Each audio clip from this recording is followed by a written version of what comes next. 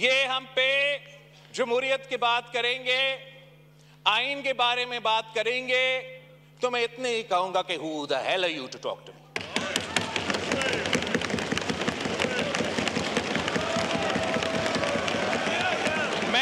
दस्ती साहब, don't force me to take action against you.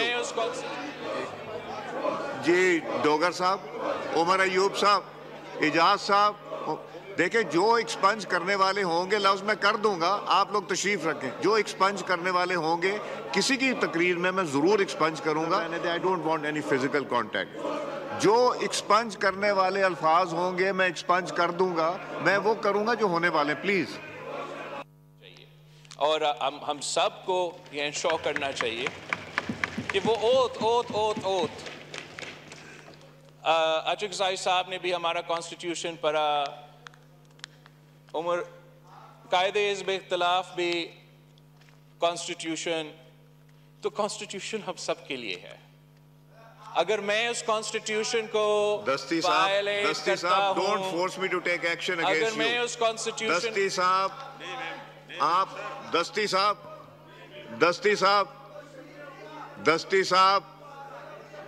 साहब, please, enough is enough now, please बस करें।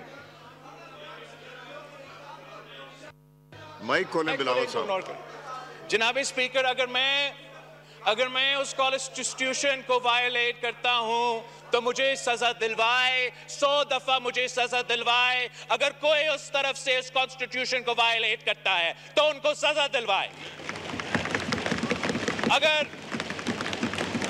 आर्टिकल 5 के बहाने से कॉन्स्टिट्यूशन वायलेट करके अदम एतमाद के वक्त ये हाउस डिसॉल्व किया जाता है तो कॉन्स्टिट्यूशन वायलेट हुआ है। अब हम अगर ये हम पे जमहूरियत की बात करेंगे, आइन के बारे में बात करेंगे, तो मैं इतने ही कहूंगा कि who the hell are you to talk to me?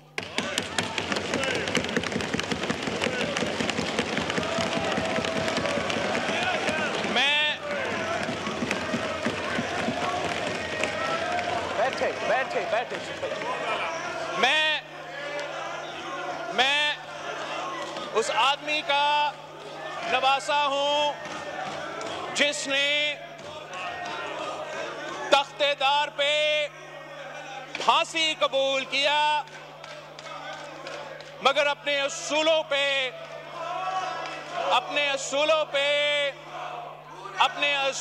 पे सौदा नहीं किया। ये जो लोग यहाँ हैं, जो एहतजाज कर रहे हैं, जो पिछले 3-6 महीनों से इनको जमहूरियत और आइन याद आ रहा है, वो लेक्चर देना चाहे तो एक दूसरा को लेक्चर दे, वो हमें कम से कम लेक्चर ना दे, वो हमें ना बताए। आगा पीछे हटे, सब पीछे हटे, इनको छोड़े, पीछे हटे। आगा साहब, बेग साहब, आगा साहब, सर मैंने अब इनका दो डॉक्टर तारिक इजाज जकरानी, सर ये समझते हैं कि ये हर किसी पे झूठा इल्जाम लगाए और हम जवाब नहीं देंगे। जनाब स्पीकर, हम जवाब देंगे, इनका झूठ को एक्सपोज करेंगे, और हाँ, जब इनको कोई तकलीफ होगा, जब इनके ऊपर कोई जायज कंप्लेंट होगा, तो इनको नजर आएगा कि मैं सबसे पहले उनके साथ खड़ा होऊंगा। मगर जब वो आइन को तोड़ेंगे, जमहूरियत के खिलाफ कोई काम करेंगे, तो सबसे पहले मैं वो आदमी होऊंगा जो उनके सामने खड़ा होऊंगा। आखिर पे जनाब स्पीकर, मैं इस किस्म के हरकतों से खुद तो मायूस नहीं होता, मगर पाकिस्तान के अवाम इस किस्म की हरकतों को पसंद नहीं करते। वो ये पसंद नहीं करते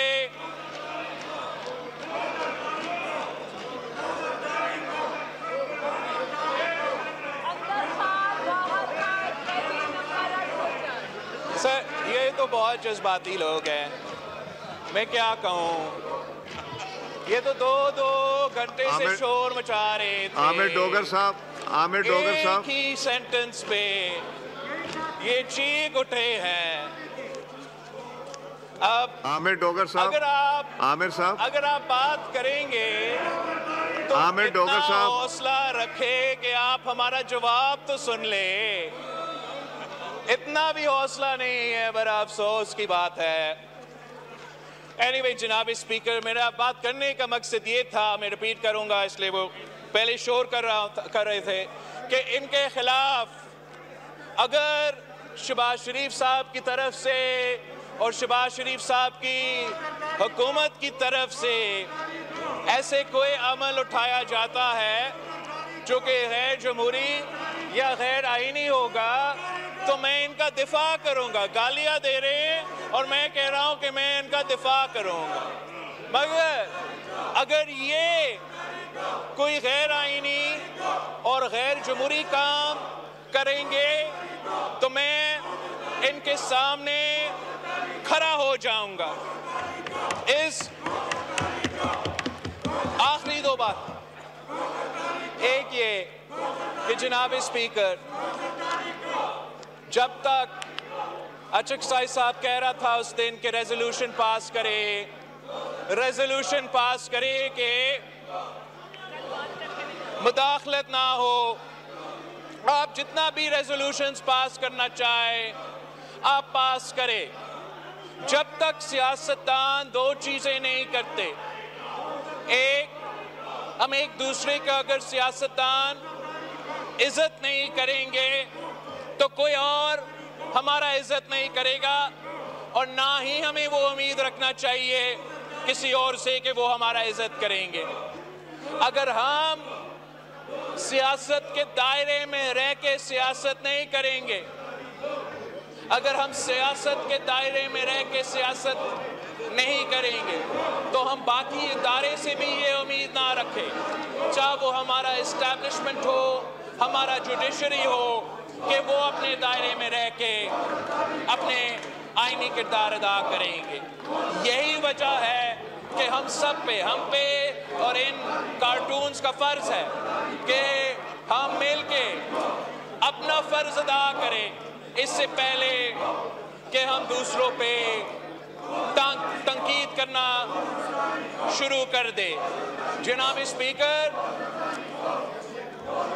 अब मैं इसलिए कि मैं माहौल ख़राब नहीं करना चाह रहा हूँ, मैं समझ रहा था कि एक में मई 9 पे अगर बात करूँ, मगर इनको थोड़ा हौसला रखना पड़ेगा। बस एक बात मैंने मई 9 का करना था, मगर मेरा ख्याल में बिलावल साहब एक सेकंड रुकें। डोगर साहब एक सेकंड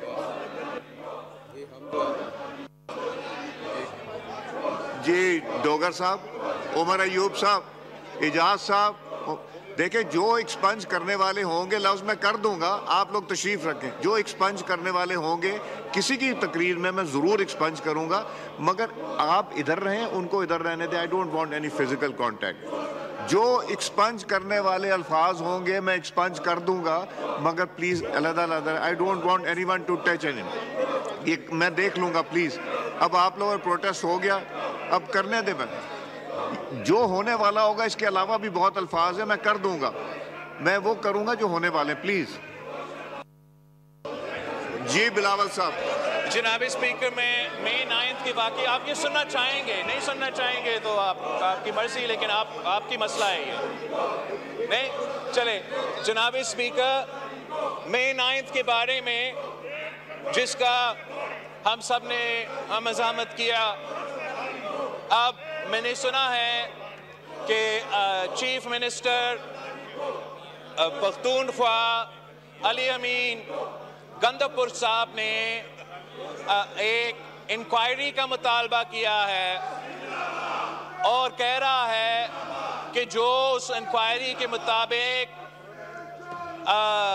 को सज़ा मिलना चाहिए उनको सज़ा दे, और जो उस इंक्वायरी के मुताबिक बेगुनाह है इनको इंसाफ मिलना चाहिए।